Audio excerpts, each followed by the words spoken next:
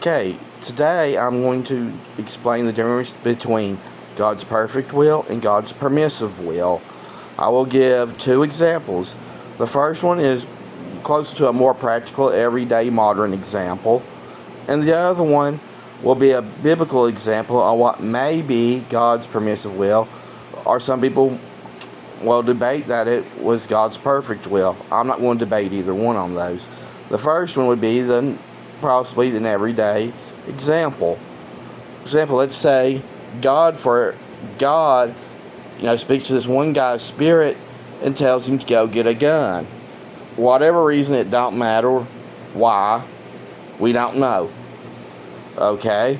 And he goes out and gets a gun. He is in God's perfect will because God spoke to his spirit to get a gun, and he got a gun.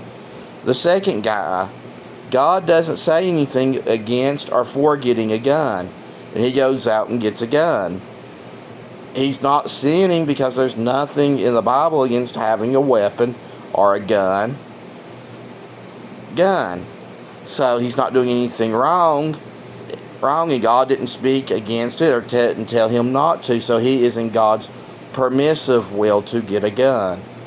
The third guy, God speaks to his spirit and tells him, no, do not get a gun. He goes out and gets a gun. He is then outside of God's will completely, and that is sinful because God spoke to his spirit and told him not to. Okay? What could be considered a possible scriptural thing of this? The reason I say that is I've heard a lot of Christians say that this had happened outside God's permissible will. Or, no, this happened out of God's perfect will. But God permitted it. So, Abraham, Sarah, and Hagar. Whereas Abraham might have been out of God's perfect will by marrying Hagar. But God never told him not to. There's no scripture that said he couldn't. So, at the very worst, by marrying Hagar, Abraham was in God's permissive will. May not have been his perfect will, but it was still his permissive will, which is in the boundaries of God's will. It's not outside of his will. Permissive does not mean outside of God's will. It means it's still in the boundaries of God's will.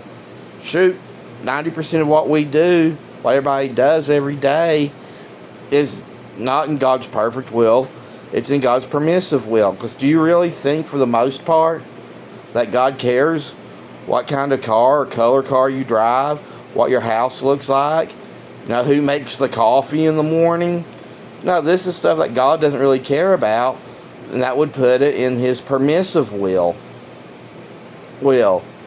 So, on anything, if God doesn't speak against it in his word, and he doesn't specifically speak to your spirit not to do it, and you do it, it's in God's permissive will.